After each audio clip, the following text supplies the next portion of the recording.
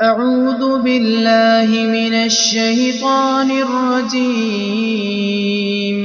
بسم الله الرحمن الرحيم.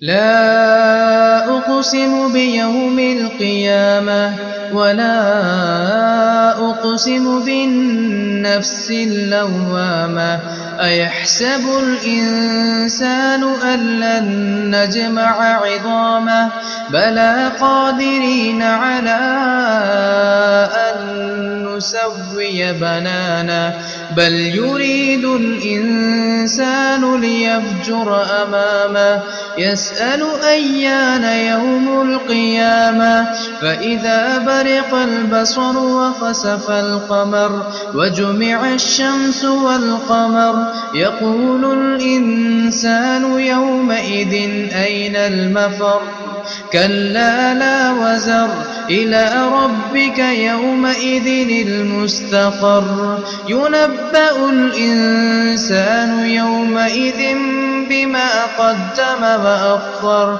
بل الإنسان على نفسه بصيرة ولو ألقى معاذيره لا تحرك به لسانك لتعجل به.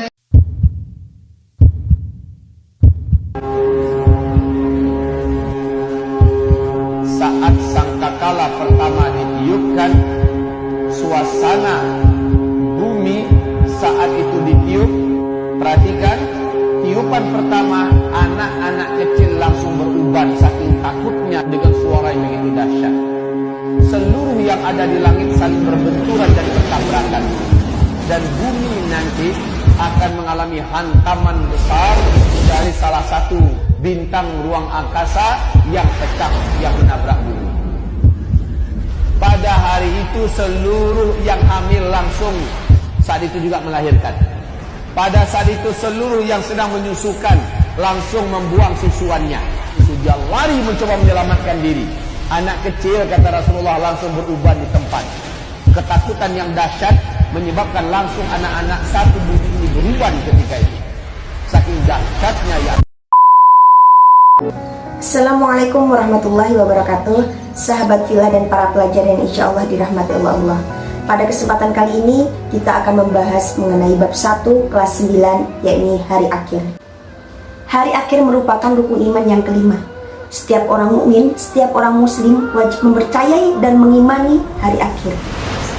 Hari akhir merupakan hari penghancuran, hari kiamat, hari yang begitu dahsyat, hari di mana saat bumi dan isinya juga seluruh alam semesta mengalami penghancuran, mengalami begitu banyak tragedi mengerikan. Dahsyatnya kiamat ini sangatlah mengerikan, sangatlah menakutkan. Sebagaimana Allah berfirman dalam Quran surat Al-Jazzalah ayat 1 sampai dengan 2. A'udzu billahi minasyaitonir rajim. Bismillahirrahmanirrahim. Idza zulzilatil ardu zilzalaha wa akhrajatil ardu athqalaha. Apabila bumi digoncangkan dengan goncangan yang sangat dahsyat, dan apabila bumi telah mengeluarkan beban-beban berat yang telah dikandungnya.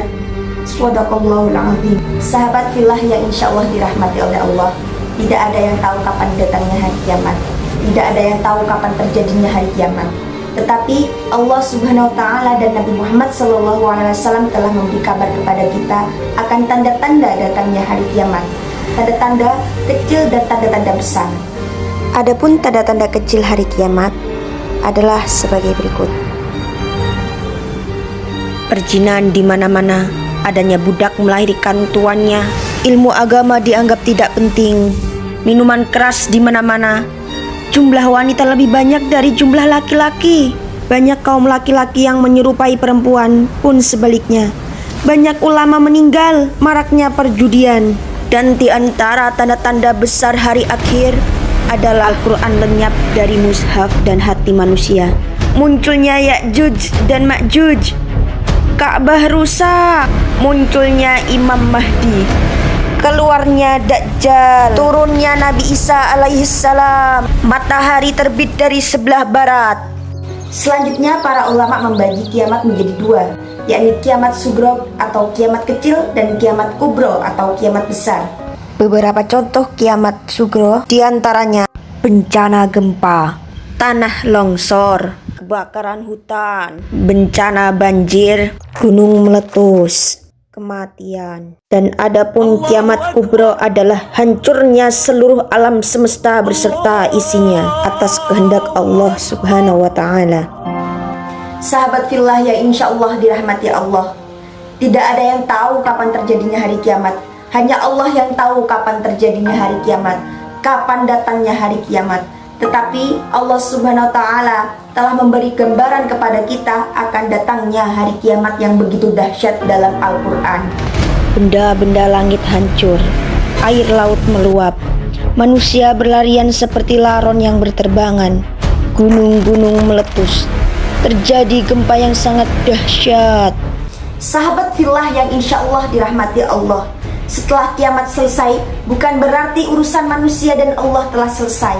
Masih ada tahapan-tahapan peristiwa yang akan dilalui oleh seluruh umat manusia di dunia ini, yang nantinya akan membawa ia dimasukkan ke dalam surga ataupun neraka sesuai amal ibadahnya selama hidup di dunia.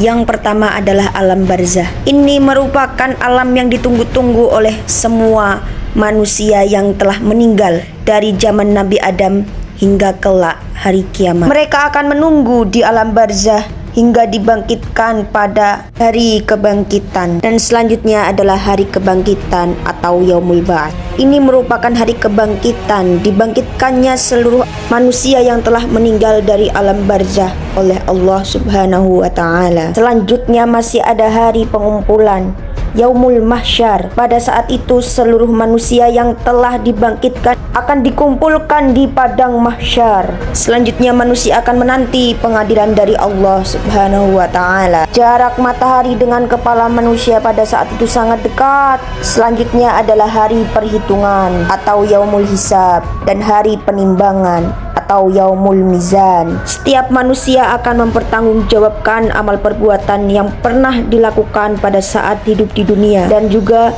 segala amal perbuatannya akan diperhitungkan.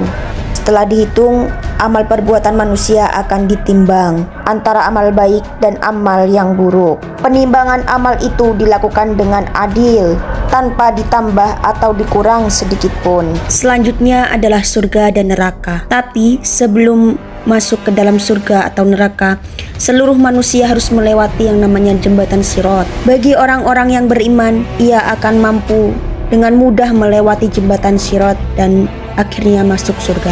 Akan tetapi bagi mereka yang kafir dan tidak beriman, maka ia akan tergelincir dan masuk ke dalam neraka. Sahabat fillah dan para pelajar yang dirahmati oleh Allah, demikianlah pembahasan yang kita bahas pada kesempatan kali ini mengenai rukun iman kelima, yakni hari akhir. Semoga ilmunya bermanfaat dan semoga senantiasa dapat meningkatkan keimanan serta ketakwaan kita kepada Allah Subhanahu wa Ta'ala. Sekian penjelasan dari saya, kurang lebihnya mohon maaf apabila ada salah kata, mohon maaf. Wabillahi wa taufiq wal hidayah. Wassalamualaikum warahmatullahi wabarakatuh.